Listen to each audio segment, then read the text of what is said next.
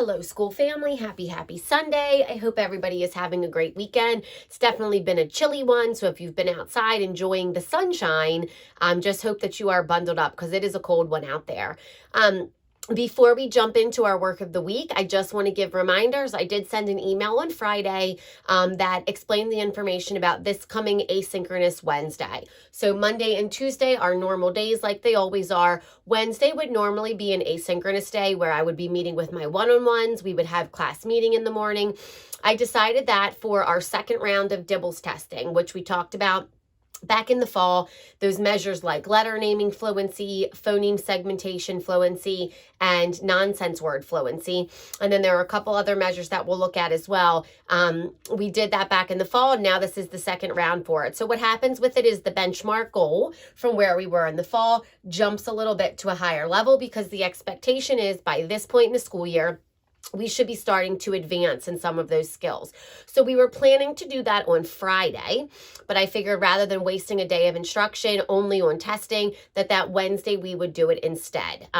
So if you have a one-on-one session that you want me to be able to make up with you from that Wednesday, we can always schedule a different time for that to happen. So Wednesday, there will be no class meeting. I'm going to start at 9 a.m. testing. If you got my email and forgot to respond, no big deal. If you need the link again, I did send a link to for you to be able to sign up. So make sure it's only a 15-minute time slot that I'll need them. And I probably won't even need them for that long, but that's what I've allotted for each student.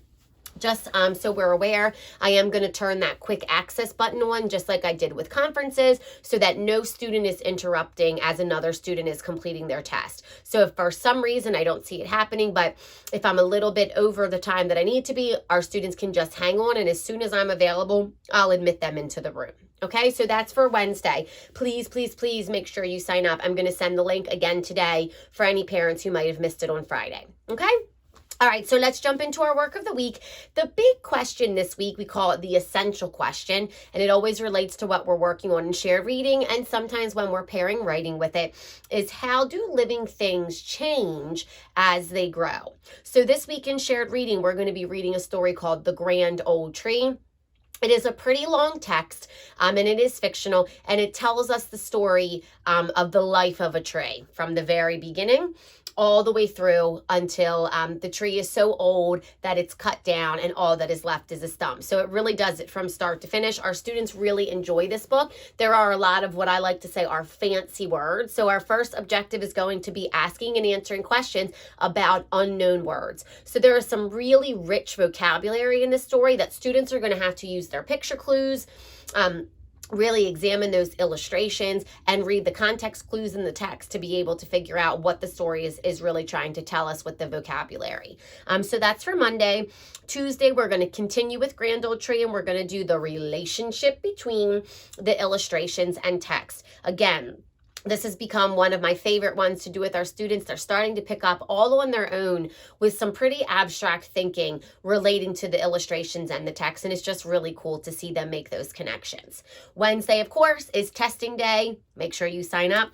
And then Thursday, we're going to do those interactive read-aloud cards. This one's called The Pine Tree, and our focus is going to be characters and setting. And we know the people are the characters. Are you singing, my friends? The people are the characters.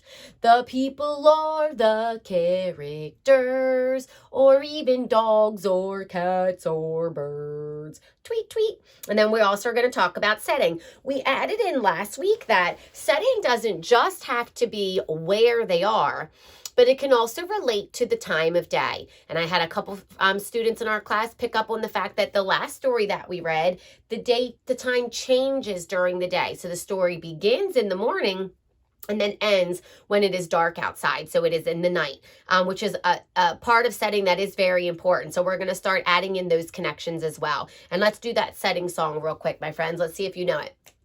The setting is just where they are. The setting is just where they are. The setting is just where they are, like in a house or in their car. Beep, beep. All right, I love that song. It makes me happy. And then on Friday, we're going to do a paired selection. It's a nonfiction text called From Seed to Tree.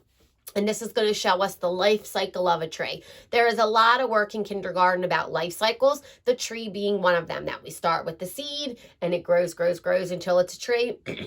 And when that tree passes away, we have another seed and it goes over and over. A cycle is never ending. It keeps happening and happening over and over again. So that is for shared reading this week. Moving on to phonics. This week we are focusing on 2 new letters. Short O that says ah, and you might see some touches of me throwing in some work that has to do with long O that says O. But for the most part, we're going to focus in on short O that says ah, ah, ah in the beginning of words and in the middle of words. And then we're also going to be working on R that says R, and that's going to be on Thursday and Friday. So Monday, Tuesday will be O. Thursday, Friday will be R. And what we've been doing that seems to work really well is trying to incorporate, as we're moving through the week, work that we're doing with those vowels into whatever the next letter is, and doing some work with writing words, sounding out words, listening if it says that sound or it doesn't say that sound, and we've been getting really good at doing that. One other thing, parents, that I just wanted to make note of is that most of the time, 2 to 3 times a week, students are working independently while I'm watching them on the screen on Jamboard, which is a way that it's almost like if they were to be doing independent work on a worksheet in the classroom. So I push out that link, they open it, they go and they find their picture. They've gotten so savvy at doing this, which makes me really happy. So they start working. As they are working, it is projected to me live. So anything that they're noting on there, anything that I'm choosing to write, it just instantly changes and I can see it. So it's work in real time. It's the closest thing we're going to be able to get to what it would be like seeing their papers within the classroom. So it is very important that if we're not finishing getting that job done, because sometimes some of my friends move a little bit slower than others, that during independent work time, we're going back to that tab and we're trying to get it finished. This is a way for me to look back and say, do they have the skill? Do we need the skill? So it's really important. And if you notice that they're not really ever getting their work finished, you are welcome at any time to go back and review those things with them. So for example, if we were listening for the R at the beginning of words, the worksheet might have picture of a race car, a rocket, a dog, trying to think of other words that say a rhino. So there'll be all these different pictures. I want the ones that say and I would write the letter or the word on the line, and I'm going to X the ones that do not. So if my friends are never having a chance to complete that work just because of the pace they're going, when I go back to review it later on, the work is incomplete. And it doesn't give me as good as an idea. So if that's something that maybe you can just pop in on, check and see to make sure that they're completing their job when we're in small group, that 20 minutes goes by so fast. That would be awesome if you could help me out with that, just so that I am seeing consistent work as I'm checking it during the week. Okay? So that is for phonics. Oh, I almost forgot. We are going to be adding in new sight words. This week is going to be on and him. So at the beginning of the week, we've started practicing the sight words on Monday, reading the sight word story, and then we're continuing on all week long practicing them so they get stuck in our brain. Practicing those sight words at home, if your students do not have them yet, is crucial to their learning. So use those flashcards that we were provided.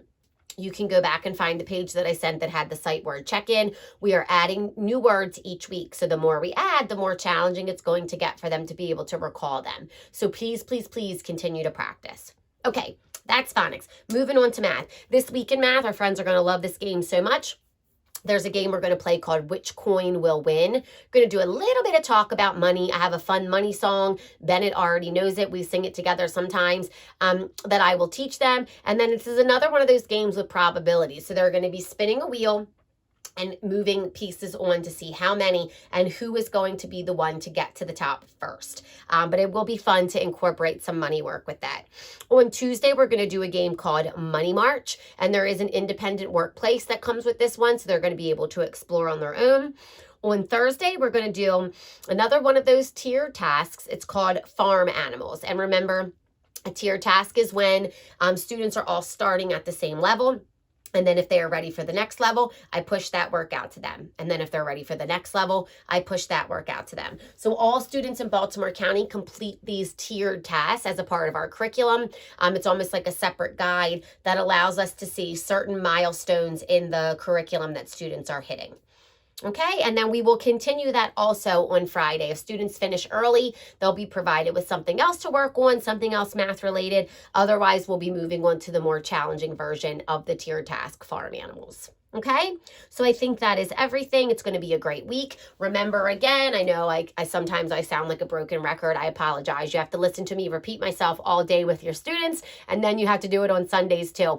If you did not sign up for Dibbles yet for Wednesday, please pick that 15-minute time block that I can meet with your student just to be sure that I'm getting their assessment done and so we can see where we are in the school year. Okay? I hope everybody has a great rest of the day. I will have you know, Friday, I did get my vaccine. Students were so sweet when we hung up on Friday when I left for my appointment, telling me, be brave. It's okay if you cry. So my friends, if you're watching, I did not cry. My belly was nervous, but I was very brave. I got my shot, and my arm is a little bit sore, but nothing crazy. I feel great otherwise. So it all went well. So friends, if you were thinking about it or you were worried, I'm good to go. So I will see everybody tomorrow at 9 a.m. Have a great rest of your day, and I will see you soon. Mwah.